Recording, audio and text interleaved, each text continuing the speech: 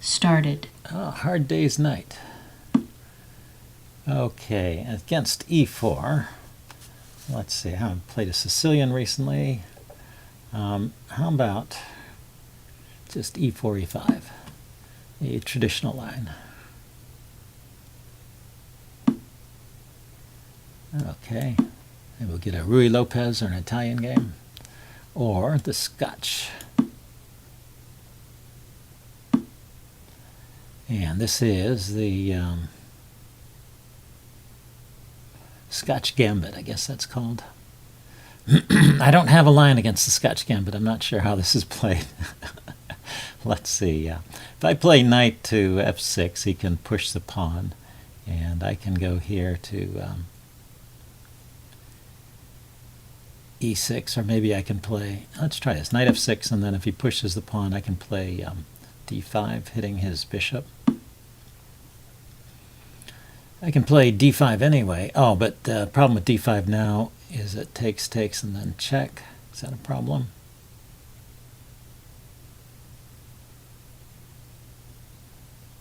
I don't think it's a problem. We'll see.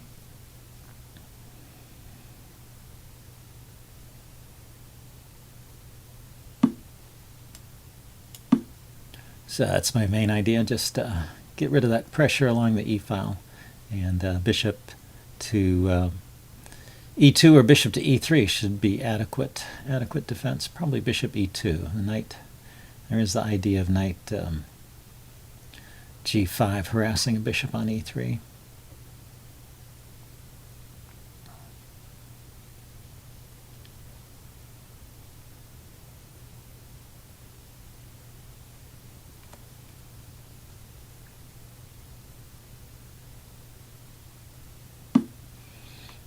Okay, exchanging brings my queen out, and he does gain a tempo. Now I could try and be clever. Put my queen over here. Where's the knight going? His knight will have to move. I can't take, obviously, because my queen is hanging, unless there's a trick. Nah, no tricks. No tricks. I could sacrifice my queen for 2 pieces, but probably not a reasonable thing to do. Okay, so I need to defend this pawn, so maybe just drop straight back. And any other square along this line blocks one of my bishops. And now I am threatening to take the knight. He can play knight to e4, knight d5. I will take it. He can go out here to Check. yeah, so I thought I would play here first, rather than try and walk into I'm trying to avoid walking into this knight g4, hitting a bishop on e3. And then he can play here, yeah, hitting the pawn a 3rd time, and that's it. I think I'll just castle and let him have the pawn back. That was the gambit pawn. He's won it back. So, but I think I have a decent position here. I'd rather castle than do something. It may have been possible to play bishop to g4 there, pin this knight, if I wanted to try and hold on to the pawn at all cost. But it's always annoying to have your king stuck in the center like that.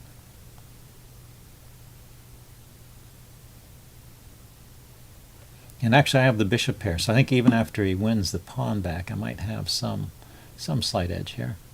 So let's go ahead and take here.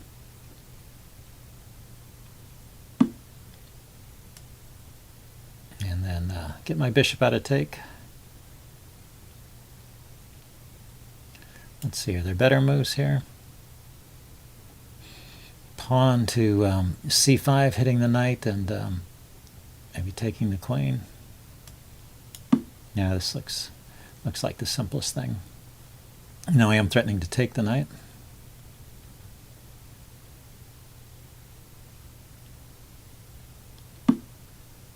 He defends it.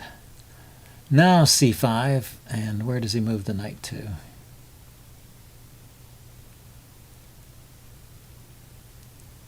Well, c5 seems like a good move.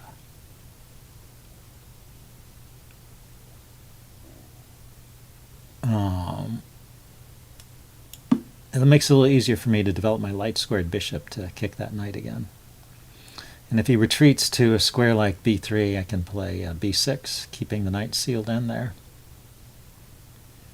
If he trades queens, that doesn't bother me here. I'm not planning to trade myself. Well, it depends on what he does. But if he just retreats the knight, I'll probably play a developing move. Like knight f3, I'll play knight g4, bishop g4 maybe.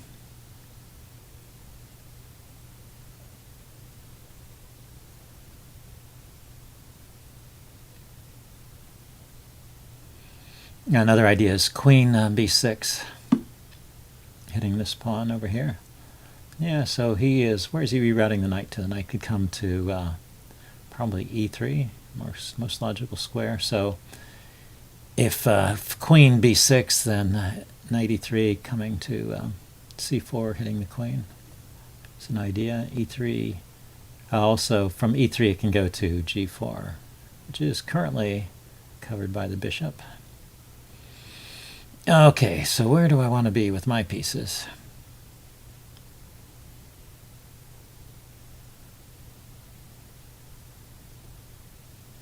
Let's see, if I trade queens, develop my bishop, he plays knight e3. Do I have any good move with the bishop?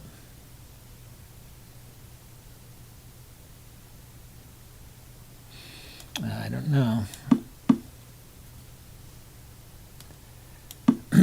Just get my pieces off the back rank. And the question is it better here or here? Maybe here. It may have been possible to play bishop e4 as well as e6. Wasn't sure it belonged on g3, blocking these pawns. I may want to throw these pawns forward at some point. Let's see, so thinking about bishop strategy, maybe I should be thinking about putting my my pawns on light squares. So because he's got a dark squared bishop, if I put my pawns on light squares, yeah, there he goes. He's going after my bishop.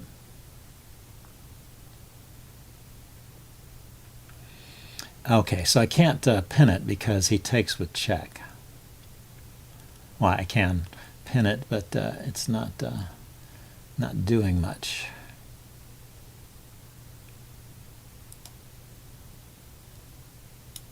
So bishop e5, he can play rook to e1. I can bring my bishop back to here. Covers the c7 square too. The knight might go. Knight can also go to c7 or e7. Yeah, knight e7 or bishop e7. So went there.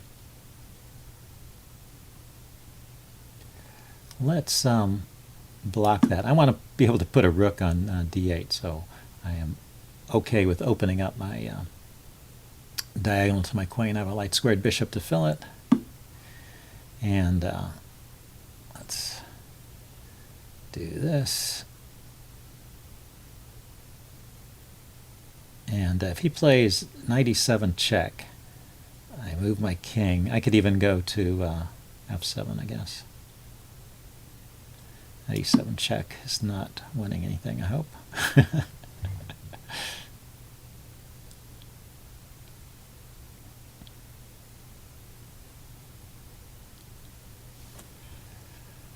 He can just defend the knight there. But if he defends it, I can take it and give him an isolated pawn here. Yeah. Okay, and we will have the same color bishop.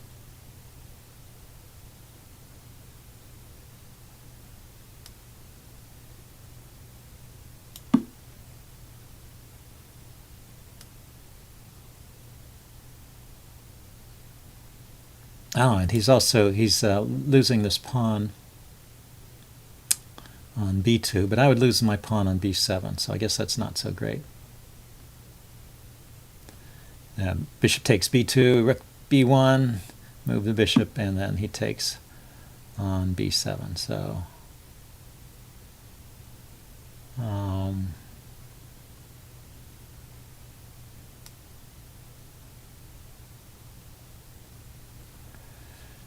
Yeah, I'm not sure. So, I mean, in principle, I want to put my pawns on light squares so that they don't become weak later, and force him to.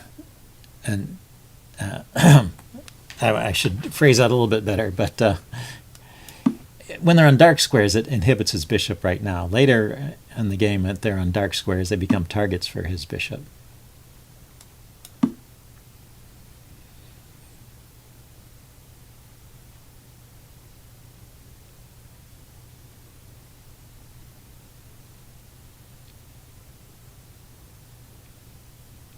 Maybe I just trade off the bishop. I could play g5, and his bishop only has one move to g3, and then I could take it. And then he'd have a slight weakness in his kingside pawn structure, probably nothing serious. Okay, let's finish doubling up like this.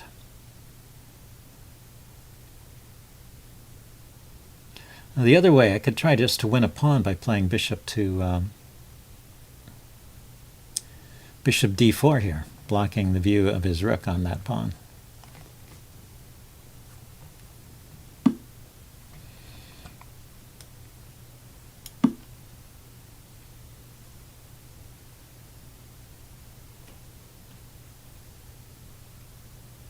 And now he can play bishop g3 and go after my rook, but I take the pawn. Ought to be good.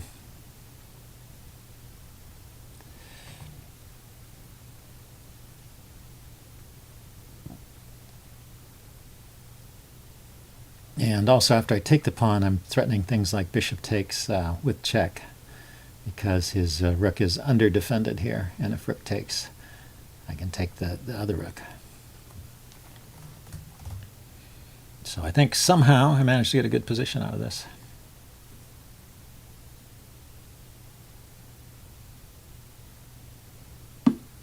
Okay, yeah, he's just bringing his king over, which is not a bad idea. But now, so I'm threatening to take one of these pawns. I could take here, maybe. Bishop takes pawn, and then if rook takes rook. Or if... okay, after I take the pawn, he can take my rook. Okay. So that's no good. That's no good.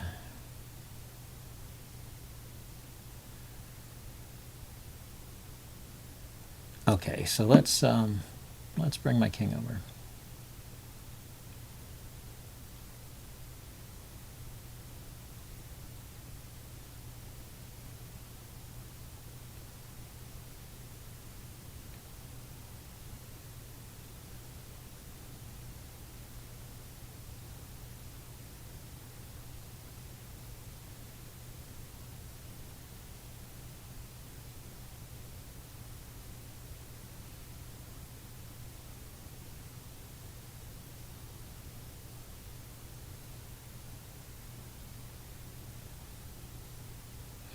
Maybe I just stay in this formation, and I have a majority. Yeah, I have a majority on the queen side, so maybe I should just start advancing these pawns. He can play his bishop to this square.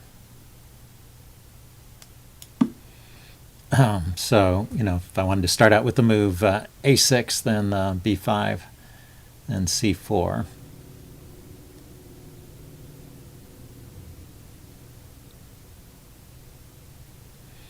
I guess my bishop is kind of pinned here, but can he take advantage of it? Maybe bishop here, and then here. So I need to unpin my bishop at some point, I guess. So if he starts maneuvering his bishop, yeah, okay, like this. This is a problem now. So if he goes to f2 to attack my bishop, I can't really take it because I'll lose a rook.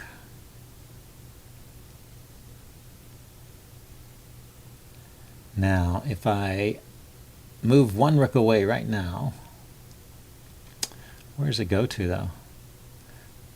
I know. place a rook on this file.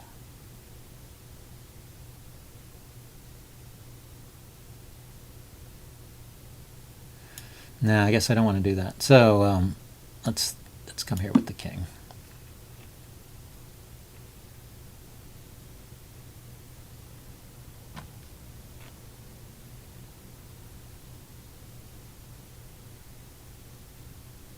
Now, if he moves the rook there, I can bishop there. I can take it.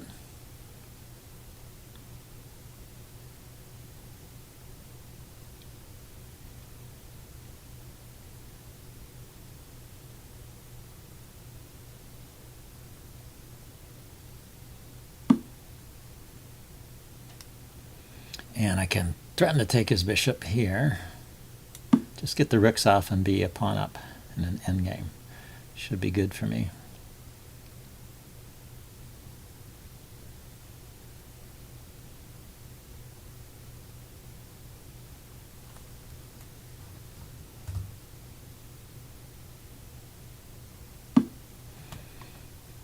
Yeah, he had to trade at least one. I think if he wants to keep the rooks on, it's probably his best bet, and he can move the rook away now. But if he trades them all off, this should be a winning endgame.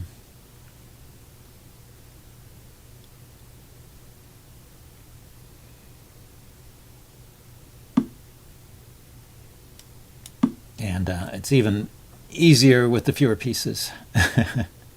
Because now I just get an outside pass pawn on this side, so this game should be over.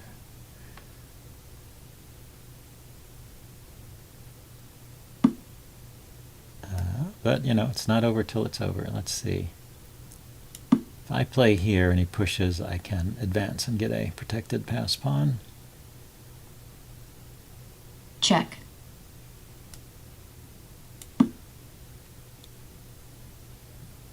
I have to make sure he doesn't have a breakthrough on this side. So I'm going to try and freeze the pawns over here and create a breakthrough on, and create a passed pawn on the queen side.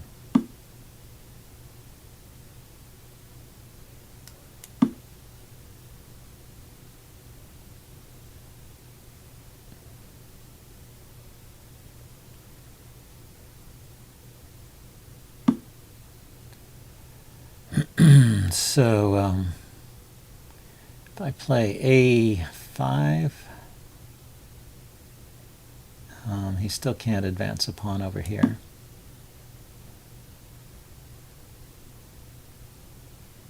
If he plays G4, I'm just going to play G6, supporting this F pawn, trying to keep his king out of these squares. Okay, so eventually I have to come forward. Check. And now is probably a reasonable time to do it. Check. Check.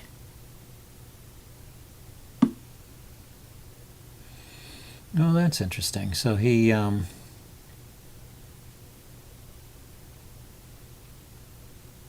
did not go in front of the pawn, which is what I was expecting. Okay, let's use up all the moves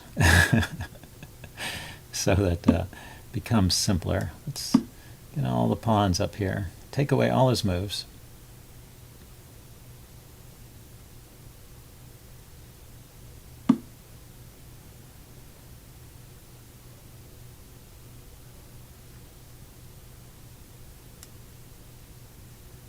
Okay, now I have to push a pawn to draw his king away. Then I will come over here and take these pawns.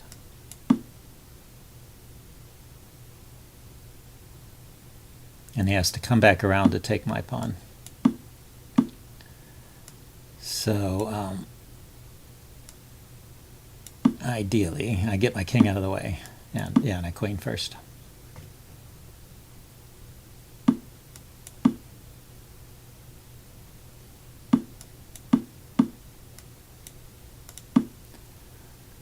So I'm even blocking the next square White for his resigns. pawn. So, okay, well, that was kind of an interesting endgame win there. Hope you guys enjoyed that. I'll do a postmortem as usual. See you later. Bye.